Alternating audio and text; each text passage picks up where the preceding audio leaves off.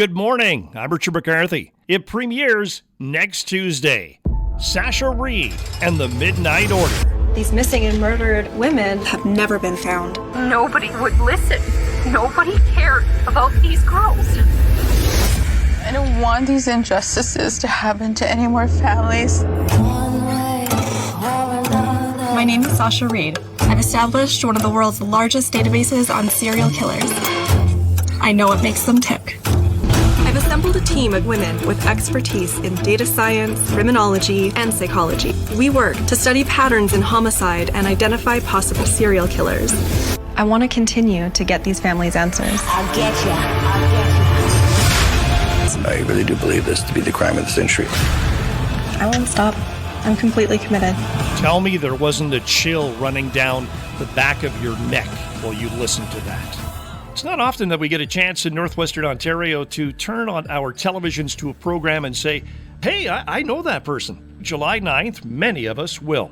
Former Drydenite Sasha Reid, or should I say Dr. Sasha Reid, is my guest this morning. Good morning, Sasha. Good morning. I mentioned Dr. Sasha Reid. Now, many people probably think, oh, she's a medical doctor. Start off by telling us, what do you have? I have a PhD in developmental psychology from the University of Toronto. While I was there, I studied serial killers. How do they develop? Why do they become who they become? Why do they kill? Many in the Dryden area know of you, but for those who don't, take us on your path, your journey from when you were in Dryden to where you are now with what is about to intrigue us in the coming weeks through Sasha Reid and the Midnight Order. How did it start? Well, I think everybody in Dryden knows that we're, a very rural located place. And so I grew up in the country and I grew up across from this giant forest. And when I was growing up, there weren't a lot of opportunities for girls to participate in extracurricular activities like hockey. So I spent a lot of time imagining and playing in the forest and playing in the woods, and my mind always gravitated towards monsters.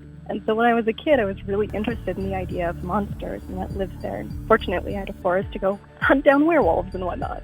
But as I grew up, I started to realize, monsters aren't those fictional things that live out in the dark spaces in the woods. They're people, just like you and me. And so I spent my time in grad school studying psychopathy, studying serial homicide, trying to understand how these people develop and why. And that turned into just a life of exploring the criminal mind and trying to mentor other women and girls who are interested in knowing the same information. And so I started a group called the Midnight Order who wanted to better understand criminology and psychology, psychopathy. We began building databases. We did a little interesting work together, caught the attention of a filmmaker, and the rest is history. So this documentary series that delves into the minds of serial killers, how long would you say that this project then has been in the works? We have been doing this since 2016. The documentary itself, 5 years. Talk about the size of the database that you referred to that you're working with when it comes to unsolved cases of individuals who have gone missing or have been murdered. I actually have two databases. One is a serial killer database. The other one is the missing murder database. The missing murder database is currently Canada's largest database of unsolved cases, those who've gone missing, those who've been murdered. Right now, as of this morning, because it updates every single day, we have 12,052 cases of individuals whose cases are still unsolved. That's in Canada alone? Oh, yeah. Oh, wow. And it's a national database, so we're looking at every single province and territory. You recruited others, as you mentioned, to help with the massive amount of information that you're working with. Was that an easy task? What were you looking for when it came time to get others to help and join the team? It was a surprisingly easy task. People came up and asked me, because I was their professor. For the most part, people would come up and ask, what can I do? I love what you're doing. There's nobody else who can mentor me. I need help. So I'd had a lot of students. Most of the Midnight Order are former students. But then one, Aya, she met me because when I was at the University of Toronto, I put out a call for volunteers. She responded. I was sitting in my office and she comes in a torn Metallica or AC/DC t-shirt. And I thought, you know what? This is it. I'm hiring this woman. But what I'm looking for when I'm hiring people is basically passion. I don't care if you got A's in school. I don't care if you're a genius. I don't care about that. I care that you're really passionate about victims and advocacy and justice and learning and psychology, and I care that you're dedicated and self-driven. Let's talk about the data again, the information that the team has been compiling, what you've been able to accomplish with it, what's the purpose of it all, what have you found? But we started building these databases. I guess I started building these databases in 2016 after I had a friend go missing, and later she was found deceased. She wasn't murdered. She was found deceased. But for me, it was, how do we keep information like this? Like, how do we track people who've gone missing or been murdered in Canada? And so it really just started with the purpose of making sure that there's some place where we can store the names of those who have gone missing or been murdered, period. And it really took off from there. The team, they all came up with ideas of what we can do with the data and how it should be used. And through that, we decided, well, we have to be able to do mapping, right? We have to be able to identify geographically where hotspots are, where are serial killers targeting individuals, and how can we better alert communities to make sure that they know if they're at risk. A bunch of ideas that the team and I developed together. Now, you've not only compiled the data, but you've no doubt also interviewed along the way countless people, families and others about missing or murdered individuals. What are you hearing from them? I'm hearing a lot from them. So we've spoken to dozens and dozens of families who've lost individuals either through murder or they're still just missing.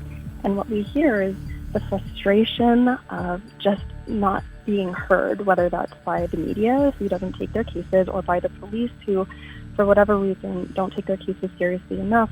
We hear a lot of pain, a lot of anguish, but also we hear individuals trying to find ways to connect with other people who want to do more. So, you have people creating Facebook pages for individuals who've gone missing or murdered. Like, there's a lot of collaboration within these communities, but by and large, I think families need to have more control over the investigations. They need more access to information, which they are always upset about not having enough information, and they need to be taken seriously. Mm-hmm.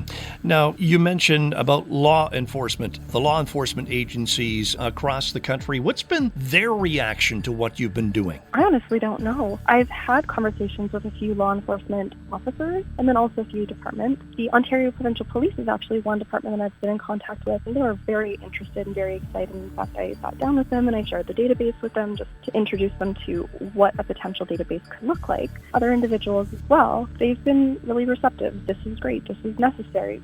But it's also a problem because there tends to be a lack of collaboration between police and academia. Mostly positive. I haven't heard much negativity. Good to hear. You've been doing what many say is fascinating work, but I want to know, have you ever felt or been in danger yourself during the investigative process? Has it ever been dangerous work for you? Yes. For the investigative work, in general, I've been in a little bit of danger. I did work in a prison. There's some interesting stories there. But in terms of investigating, we do tend to start with the victims and their families. And of course, they never pose any kind of danger for us. It's just a lot of conversation. We did, however, do a stakeout. I can't talk too much about that at the moment because it's still an active issue. But we did do a stakeout, and that was probably the most dangerous thing I've ever done. Okay. Wow. Let's get back to the series. What do you hope the series will do for viewers of it?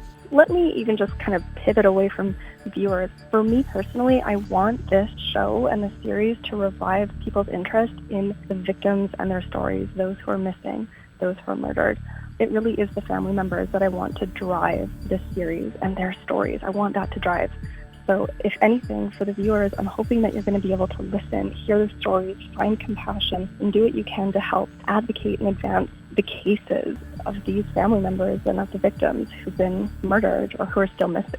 I really do hope that the viewers come out of this with just an excitement and an enthusiasm for investigation or learning more about the team and what we do. Can you tell us a bit about what we're going to see each week during the show, or is it case by case of some interesting things that you've found out? What are we going to see? Give us a little tidbit or two. You're going to see a little bit about how the Midnight Order formed. You're going to see a few of the cases that we're working on. We've been working a lot on the case of Robert Pickton, but that's not the only case we're working on. So you're going to get to see the diversity of the cases we've taken on. You'll get to hear the stories, like the real stories from the real family members who've lost individuals.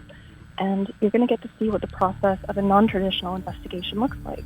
Sasha Reid, Dr. Sasha Reid and her research team, The Midnight Order, the premiere. How can we watch it? Where can we find it? So it depends where you're at, but this will be on Hulu. It will be on Disney Plus in the fall. It will be on Disney Plus.